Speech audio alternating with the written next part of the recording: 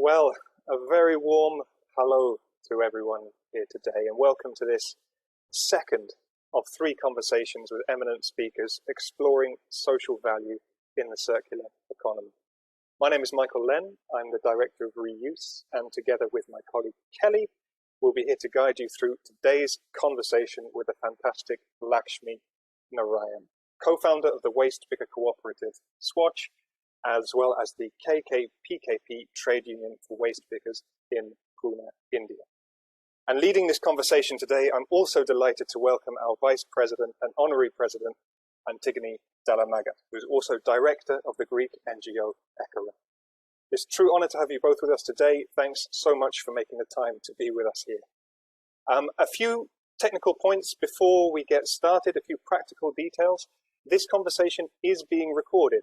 The main aim is to take notes, key points, as well as to be uploaded onto our YouTube channel, where you will also be able to find recordings from our other conversations on social value too. Now today we're using Zoom webinars, as you can see, so do feel free to use the two main interactive tools at your disposal.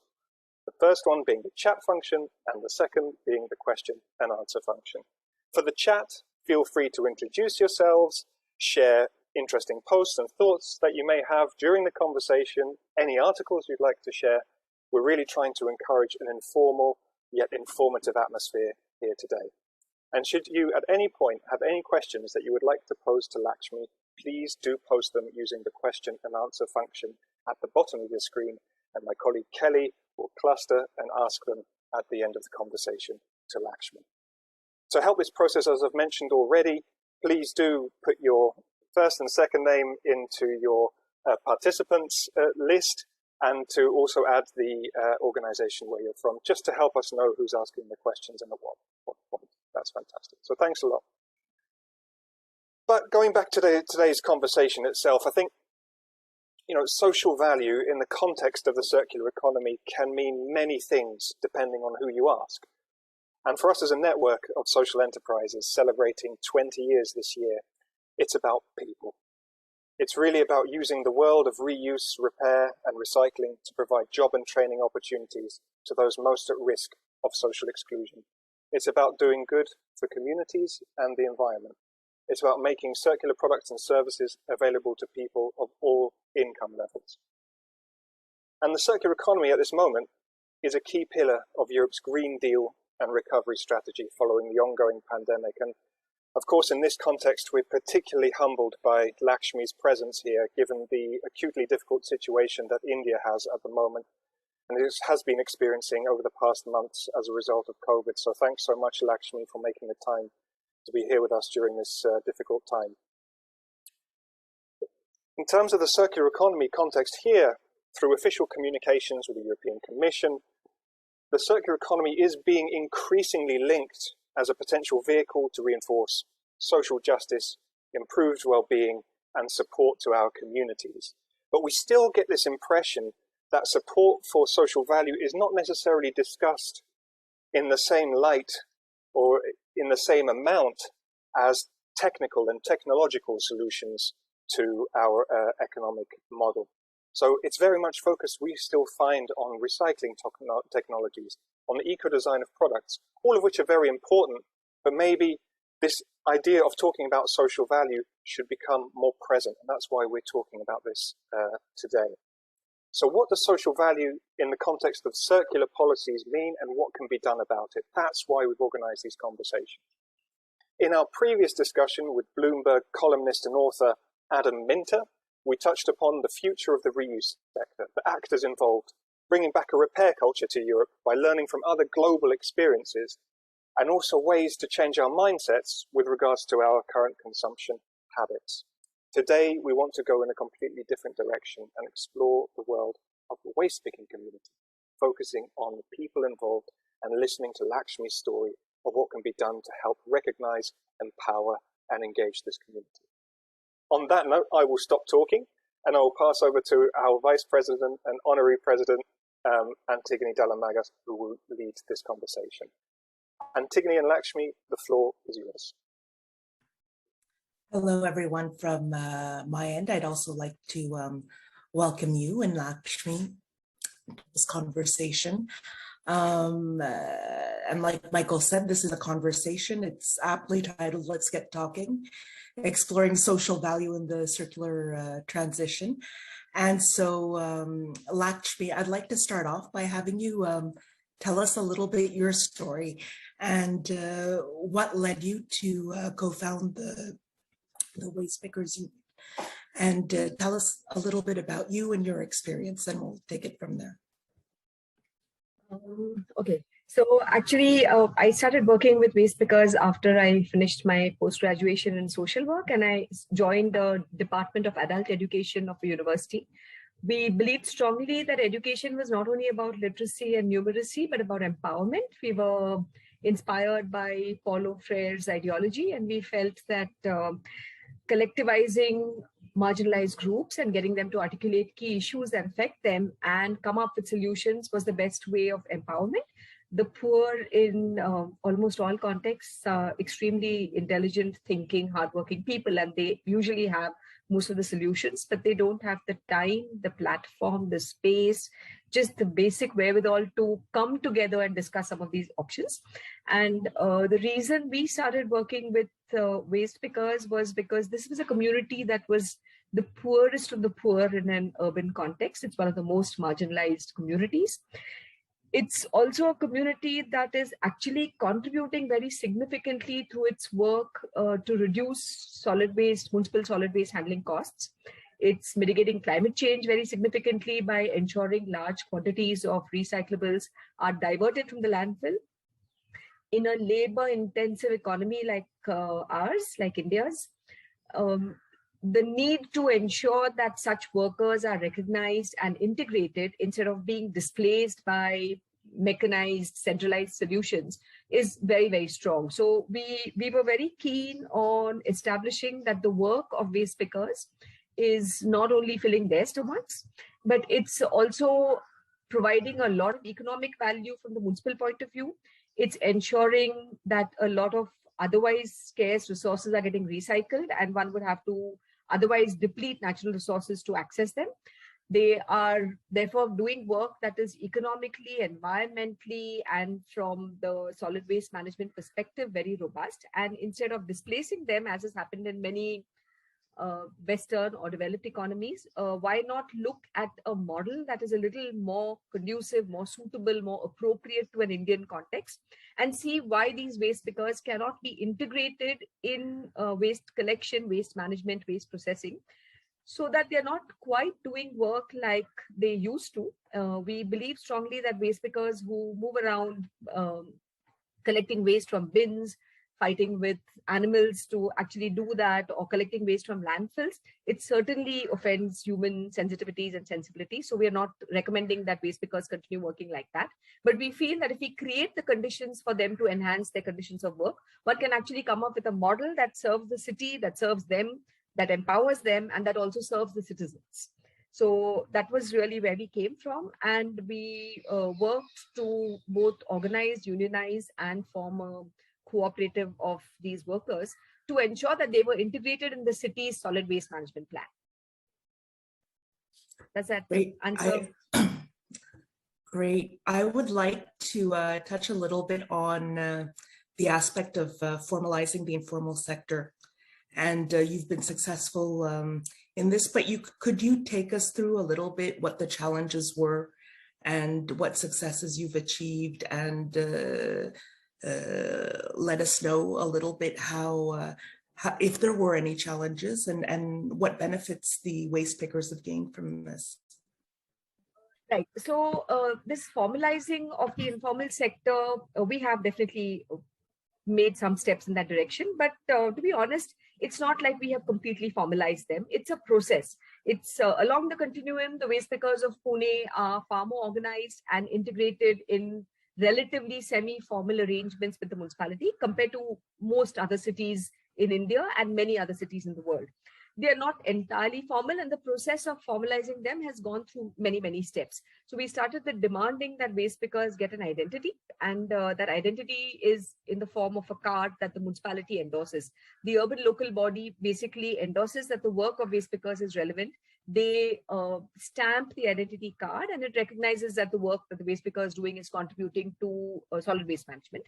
We argued after that, this identity card, we literally argued for over 2 decades ago.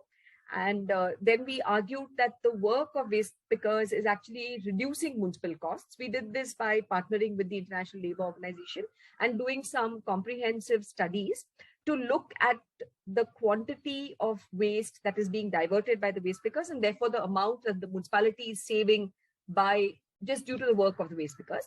And convinced by our arguments, they agreed to cover them under certain healthcare provisions, and we argued that the waste pickers be covered under an insurance program. So the municipality went one step further after giving the I-card and covered them under an insurance program. And our next demand, which happened around 15 years ago, was that what is the use of just an identity card that states that this is a worker, and then an insurance that protects her health because she's handling the city's waste. What is the use of that if she doesn't have protected access to the waste itself? So we argued that the waste picker's right to waste needs to be protected, and therefore entered into the formal arrangement through the cooperative Swachh, where the waste pickers who were part of the cooperative were engaged in the collection of waste from the households of citizens. So this was the third step in that sense in formalization, even though Swachh, which is a cooperative of the waste pickers, is currently collecting waste from over 800,000 households in Pune, covering almost 70%. It's still not a completely formal arrangement. The waste pickers can still get displaced. And every 5 years, we have to argue and give evidence and give financial documents to establish that the work of the cooperative is still valid and relevant, and that the municipality needs to re-enter into the contract. In fact, we are in that phase right now again. So it's not a completely formal arrangement, but definitely the waste pickers know that their status has been protected. They work with far more dignity, with recognition, and with knowing that even if they're displaced, they will be able to fight for their status and for their position within the city. Is this approach something that you see in other areas of India, or were you the first ones, and are other cities or regions following? We were among the earlier ones, and there are many other cities. There are waste pickers in all urban pockets of India, and therefore there are many waste picker groups as well. We have almost 35 waste picker organizations across the country who are part of a national alliance. And of course, all of them would aspire for a model like this, which gives agency to the worker, where the worker can negotiate with the municipality the terms of operation for themselves. However, in every city, the perfect conditions where you have the municipal authorities and the bureaucrats, you have the politicians, you have the waste pickers organized to a level where they can demand this of their cities is not always there. So in some places you have very organized waste pickers, but the municipality is not necessarily forthcoming. In some places you have a municipality which has a sensitive bureaucrat who's fairly forthcoming, but the waste pickers are not organized. But nonetheless, we do have a few cities, Delhi, Mumbai, and Bangalore, where there are fairly large organizations of waste pickers working along slightly different models.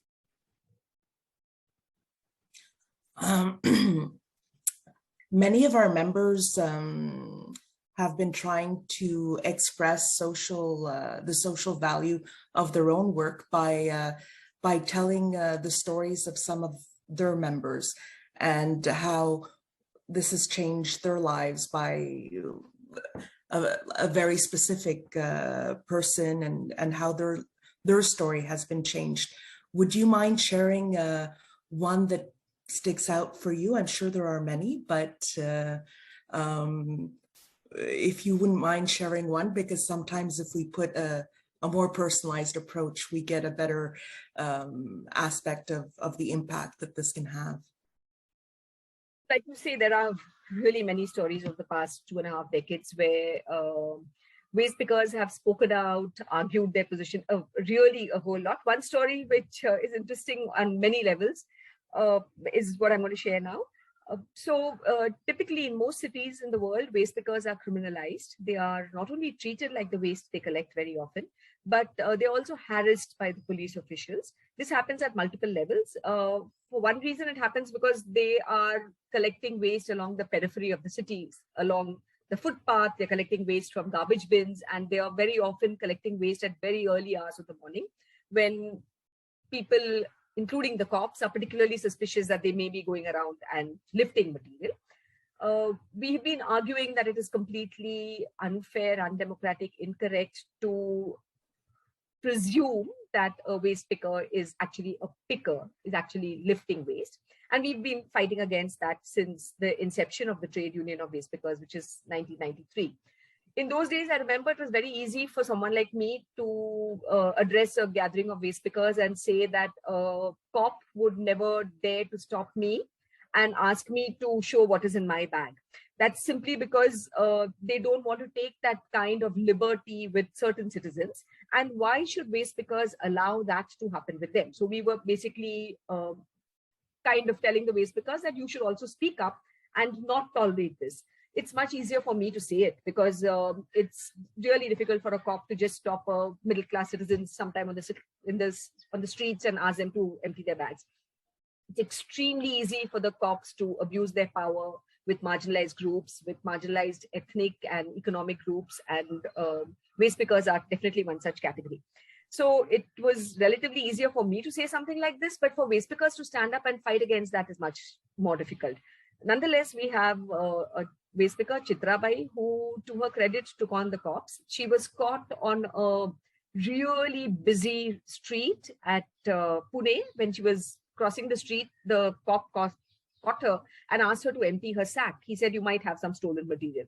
So she quietly emptied the entire sack on the road. The road was full of traffic. So they literally had to interrupt the traffic to allow her to empty the sack. And he saw that it only had paper and some bits of plastic and not even any metal, not even anything of value. So it clearly couldn't have been stolen stuff. It was clearly material that was lifted from the garbage bins. So he said, "Okay, fine, you can go." So she said, "No, I mean, you were proven wrong. There was nothing in this. You have to fill my sack back."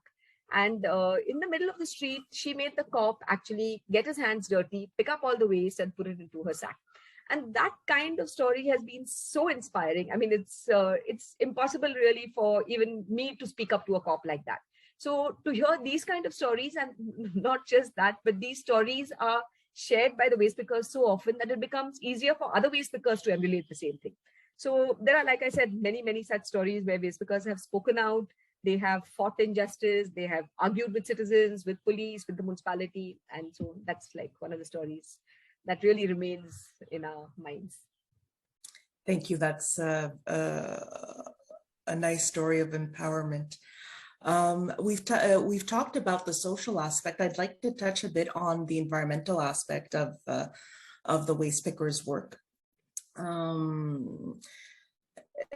Can you tell us what waste streams your members are working on? Is it just packaging or other products as well? When we're looking at the environmental contribution of a waste pickers' work, there are multiple ways to actually calculate the GHG emissions saved due to their work, or the total footprint that is reduced because of the nature of their work. In Pune, the waste collection model is a non-motorized model. Waste pickers use a push cart to collect waste. And that means that even the fuel that is typically consumed in transporting waste is saved. We also argue for a very decentralized model where the waste pickers are in many localities composting the organic waste that they're collecting from the household, and therefore preventing the transport of very large quantities of waste across the city to the centralized landfill. So the contribution of the work of waste pickers to the environment has been done at multiple levels, and we've actually computed it along the number of trees that we have saved and so on, and we're happy to share that. Looking at the different waste streams and the most significant one, so all recyclable material was actually being handled very effectively and is being handled very effectively by waste pickers across the world, whether or not they are organized. So the story is no different in Pune. The advantage of organizing waste pickers in a model like the Swachh model in Pune is that streams of waste that are otherwise very difficult to handle also get handled.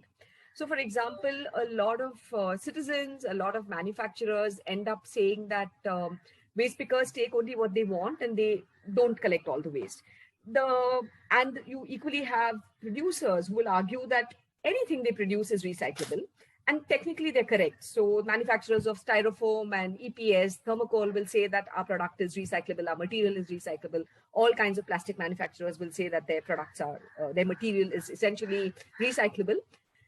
What we argue is that everything is recyclable. I mean, we all are recyclable, of course. The point is that everything does not get recycled, even if it's recyclable, because the value chain simply does not make it worthwhile for certain items to get recycled. So very low value plastics, multi-layer plastic, which is basically plastic and metal bonded together.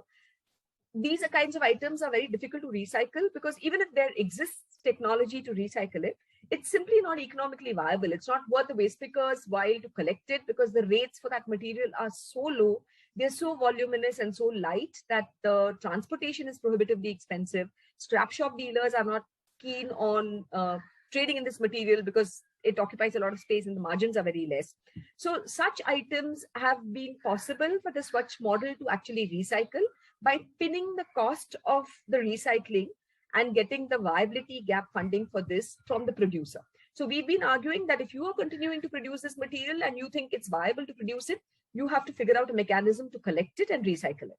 And if it's viable for you, then you should be willing to take that cost. And if it's not, you should stop producing that material completely. So being able to partner with people, manufacturers in India who are working with multi-layer plastic as well as styrofoam, thermocol and EPS, and getting them to take the cost of recycling this material. So those are some of the slightly more difficult waste streams that we feel work only in a context where you have very decentralized models and where you can get all the stakeholders together and ensure that it is worth everyone's while to engage in that kind of system. Wow, that's great.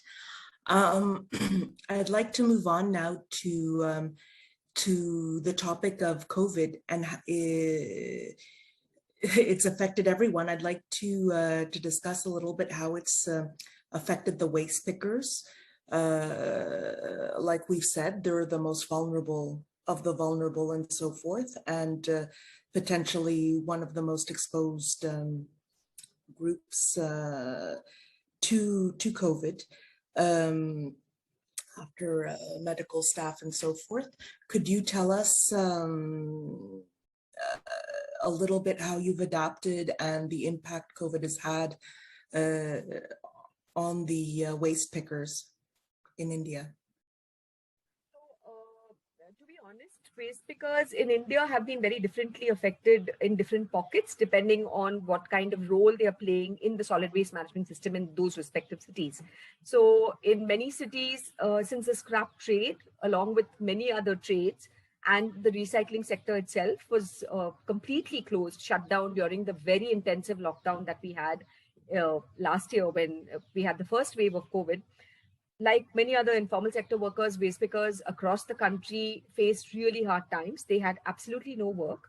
They had literally no way to survive. Even if they went around, waste itself was relatively much lower in generation because overall consumption patterns were down.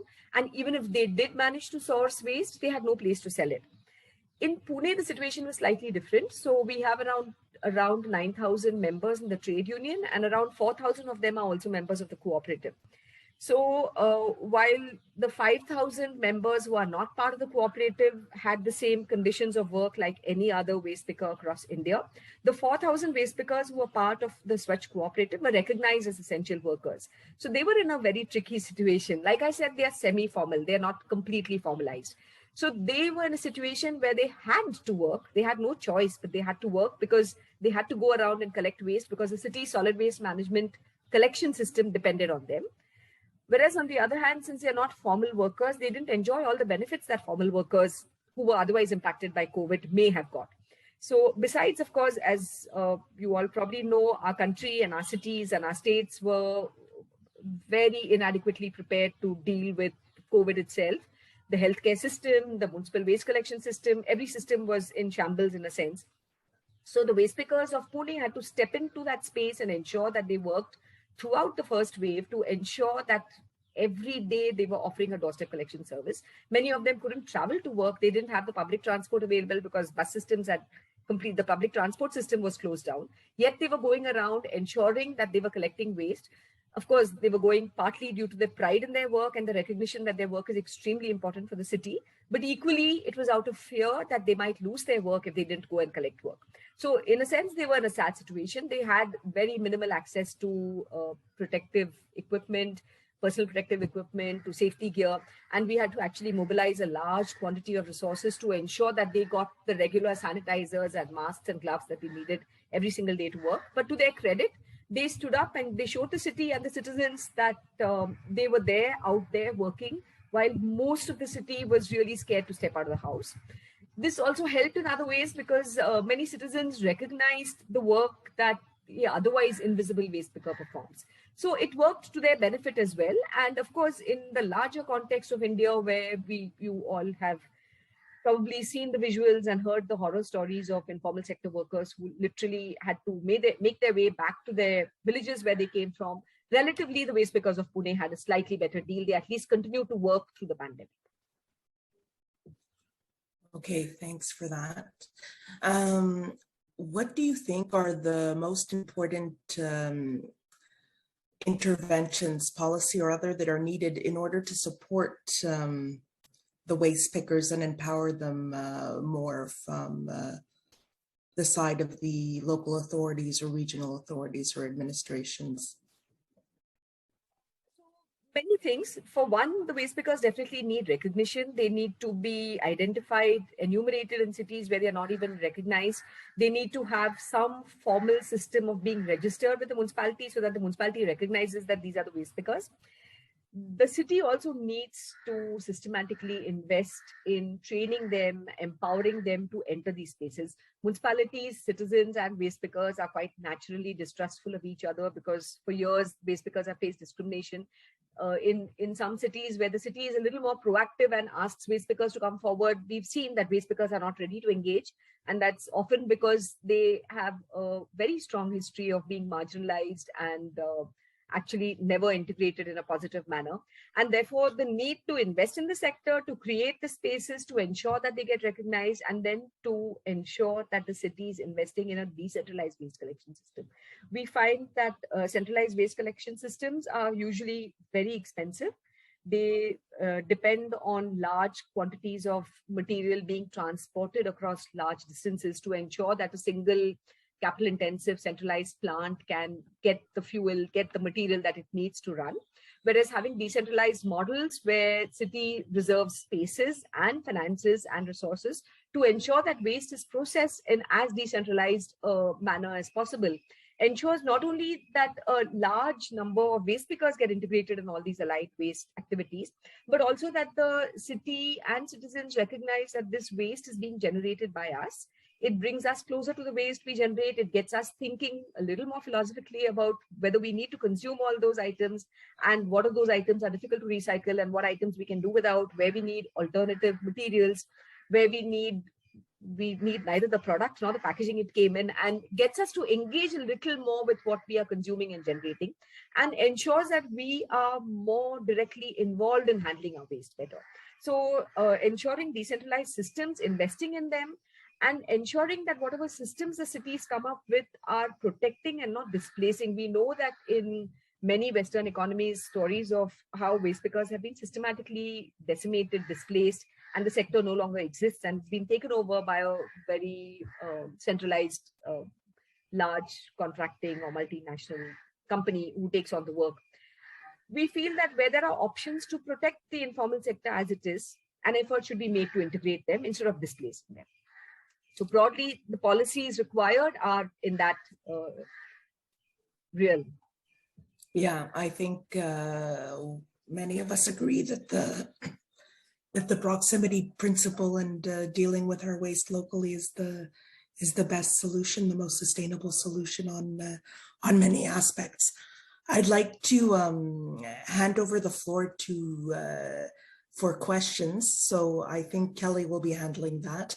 Thank you very much from my end, from this part of the discussion. It was very, very interesting, Lakshmi, and always a pleasure. Thank you. And Kelly, if you wouldn't mind taking over before I lose my voice as well. So thanks. Thank you, Antigone. Great conversation, super insightful, and really nice to hear these fun little anecdotes of empowerment. So thank you, Lakshmi, for that. We have a first question from Radovan Grolmus. Sorry if I didn't pronounce this correctly.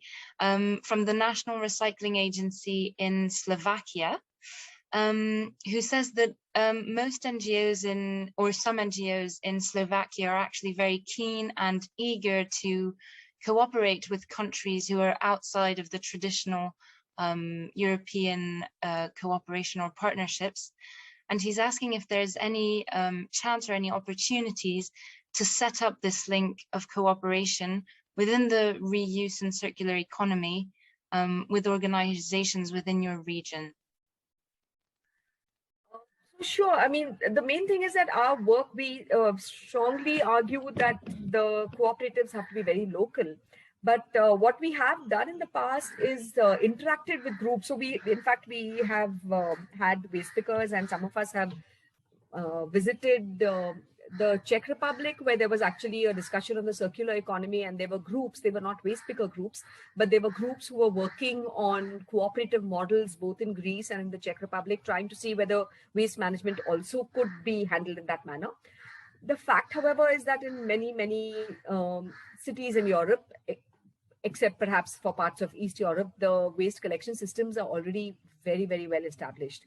So unless there is some appetite with respect to the government to invest in decentralized models where I think the Roma community particularly is engaged in waste handling, unless there is some appetite for that, we often find that communities get organized, but there's not much space for them to enter into the waste management space. So that's really been the tricky thing.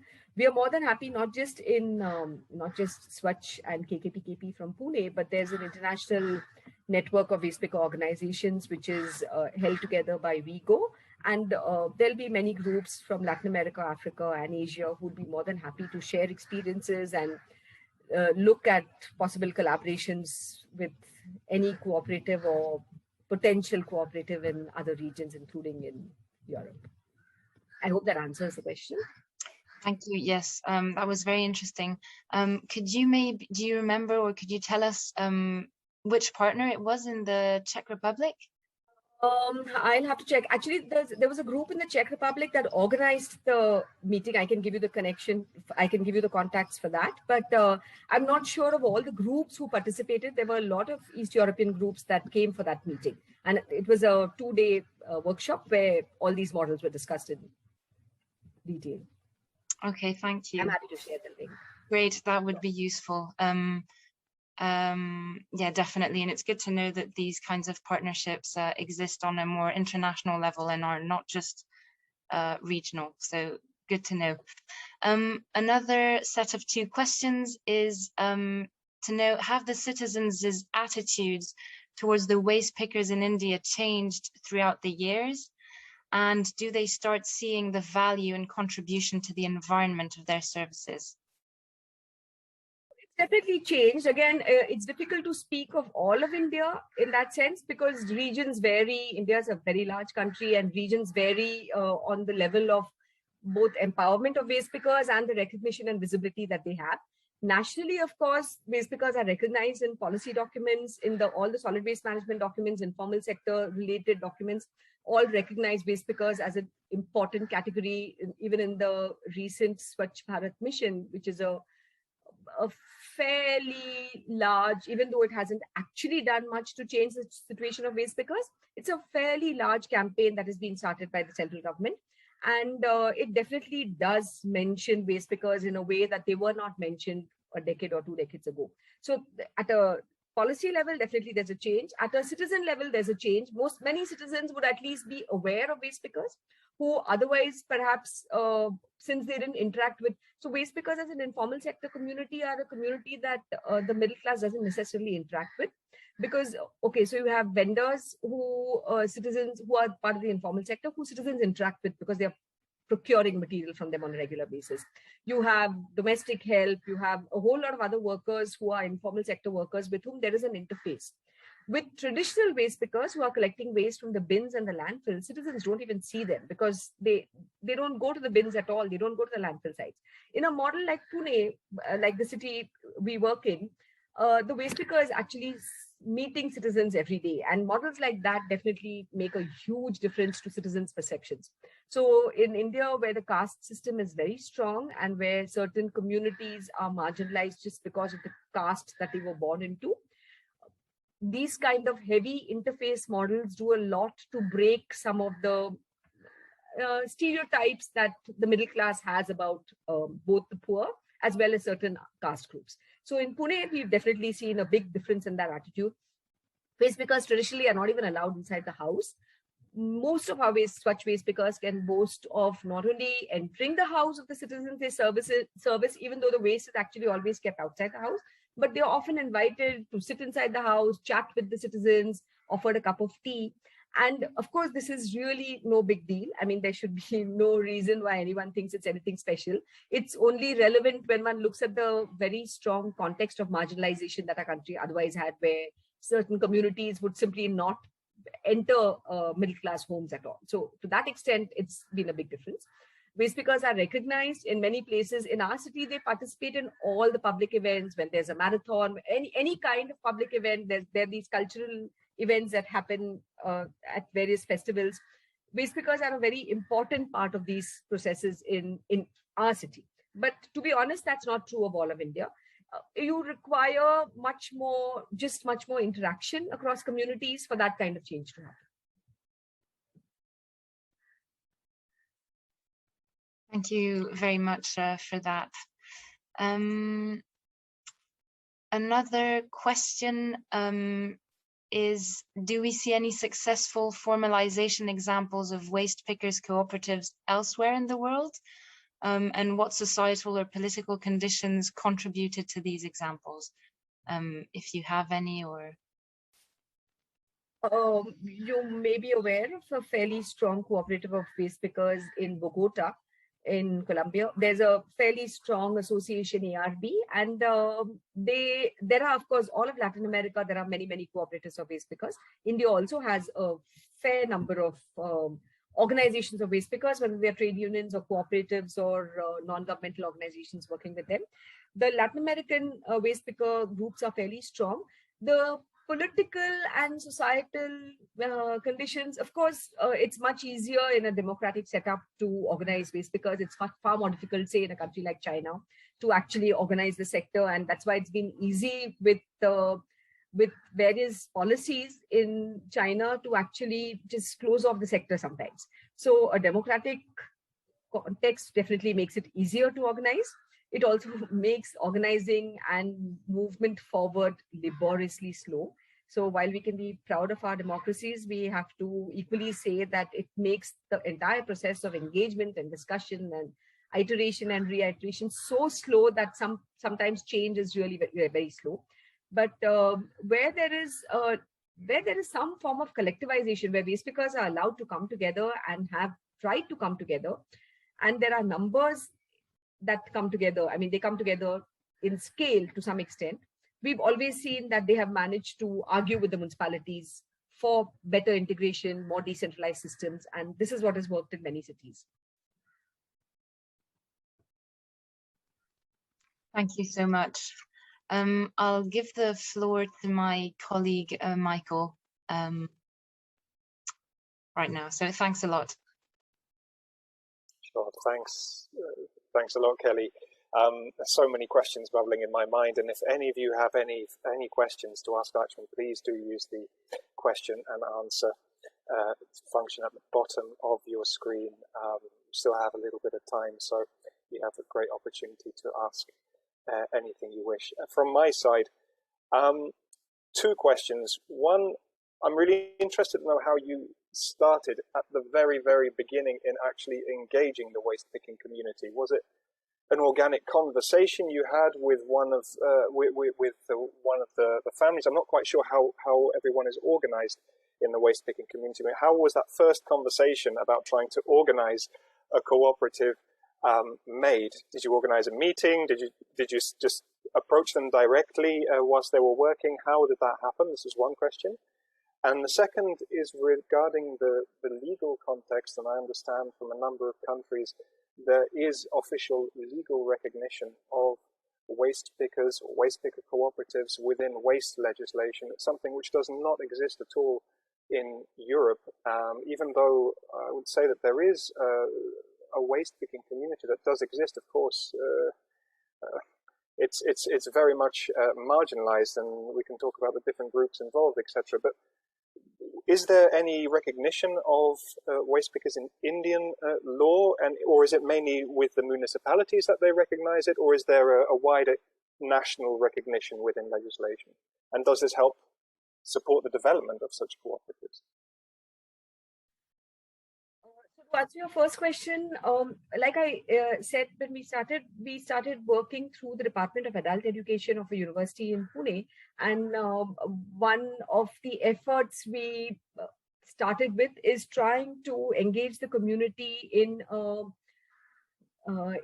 literacy by looking at literacy and numeracy by going through a language that is familiar to them. So we picked up waste items, different materials, and started developing a language primer using that, and tried to engage with the community on that, trying to look at calculations of waste and seeing whether how effectively and quickly waste picker who is illiterate and has never been to formal school is able to negotiate these kind of calculations, because they're selling some 20 different types of materials each at a different rate and each at a different weight, all in a quick transaction that finishes in like 15-20 minutes at a scrap shopkeeper. So we started with engaging on some of those issues. We also, with the the group of waste pickers we engaged with then was around 20 waste pickers. That's the number we started with. I also went waste picking with them to see what kind of work they did, what their daily routine looked like, how citizens looked at them, how backbreaking their work was, whether there were other kinds of solutions one could come up with to improve the conditions of work. And interestingly, a lot of their children came forward and asked. The children were far more interested in the language primer and learning to write and read naturally compared to their parents. And so we started non-formal education classes for the children. The children, they were also child waste pickers. They were children of waste pickers, and they also collected waste. So they would come for the class early in the morning, go around, collect waste, and come back, attend the class for a couple of hours, and then go again to collect waste in the afternoon. They were literally, some of them would be nodding off during the sessions because they would wake up really early to collect the waste. And at that time, what we tried to do is organize the nearby localities to separate their waste. We organized a source separation of waste kind of program in that particular area, trying to ensure that these children had access to separated recyclables so that they didn't have to go through the bin, and they had a little more time to attend the classes. Now, the moment we started that, their parents came forward and said, why don't you give us access to such separated waste? We would be very happy to send our children to school. And actually, that is really very much the foundation of our position on child labor. We strongly believe that child labor in any sector exists only because of a complete lack of alternatives.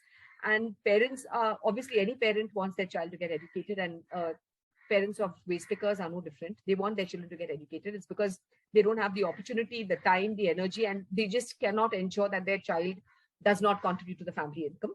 But since we were able to actually offer the same material to the adults instead, we said that we will give you access to the segregated waste, let your children go to school. And we managed to organize a campaign where the children got into school. We took forward the source separation program and started talking to the citizens and to the waste pickers about the need to ensure that the waste pickers have primary and first access to the waste, and that access needs to be recognized and protected by the city. And just like in tribal areas, one would talk about the first rights of tribals in those areas to forest produce. We said that waste pickers legally in a city, since they have been collecting waste for decades, far before cities or citizens recognized that there was economic value in the waste, in the same manner, waste pickers need to have the first rights to refuse the waste. So they should have primary access. And that's been our argument even today. It's one of the strongest arguments that we have built nationally about the rights of the waste pickers over waste. So that's roughly how we started. In terms of and of course, it went on like I said, we did some formal research. We did research with the waste pickers. Waste pickers were very actively engaged in collecting the data themselves, and we did a lot of advocacy, tried different things to get them to even just get a simple identity card that was endorsed by the municipality, and then went on to get their integration. In terms of the legality or the recognition of waste pickers, there are other countries which do recognize cooperatives. Like I said, Latin America has a strong history of cooperatives of waste pickers, and they actually have a lot of specific benefits that the government offers to cooperatives of waste pickers. And many cooperatives in Latin America have actually availed of those. In India, organizations of waste pickers, whether they are cooperatives or trade unions, are recognized by law. The problem, however, is that just having a recognition at the national level or at the state level doesn't really mean anything. Even having a recognition at the city level doesn't mean anything. You need to have a very strong, large group on the ground that is continuously ready to fight and advocate for its own position and integration. I mean, and even in Pune, like I said, where we have a fairly strong, very articulate waste pickers, it's always an uphill task. It's never a done deal. So just having the policy has never been sufficient, at least in India. Thanks so much, Lakshmi. Very clear, very clear. Wow, fantastic story as well, how to start, and the involvement of children as well, which we hadn't really touched upon, and that was really a powerful way to engage the community at the very beginning. Thank you. Are there any more questions to Lakshmi that anyone would wish to ask? You can raise your hand, or you can ask the question in the question and answer session. Otherwise, we can.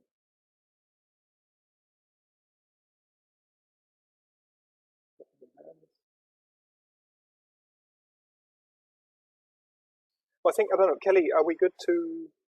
We're good to go. Okay, so I will just say a couple of words of simply of thanks, Lakshmi, to you for really telling our, well, your incredible story. To be honest, it really highlights, for me, or puts in very strong light how the circular economy can be an amazing vehicle for empowering individuals to support basic access to, in this case, social services, as has been the story that you've told of the waste picking community, where there have been so many benefits of trying to integrate more formally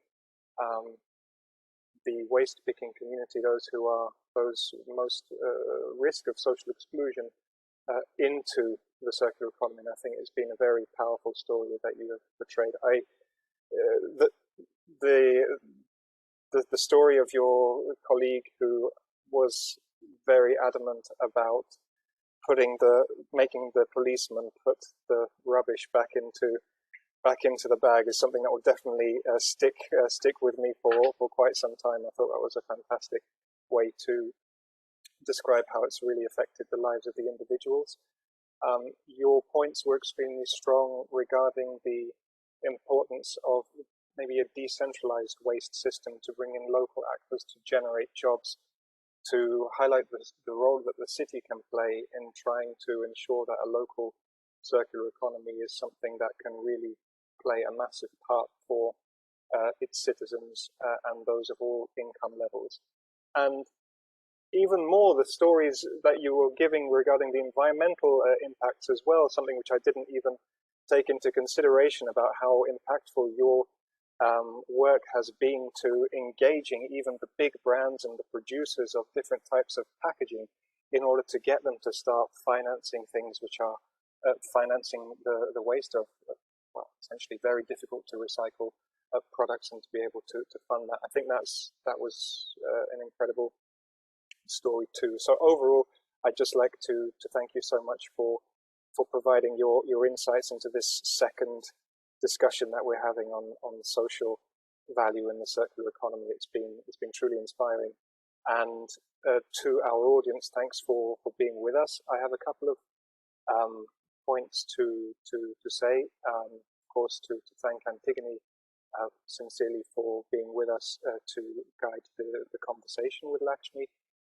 Fantastic. Thank you for being with us. And the next, I would say our next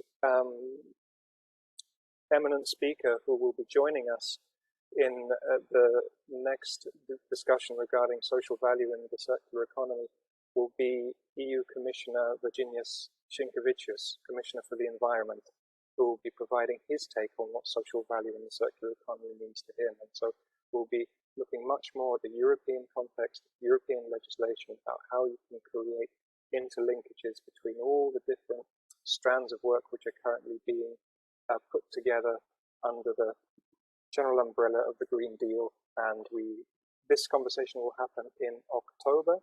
We will send all of you the invitation to attend this meeting, and we do hope you will be able to be with us and join us.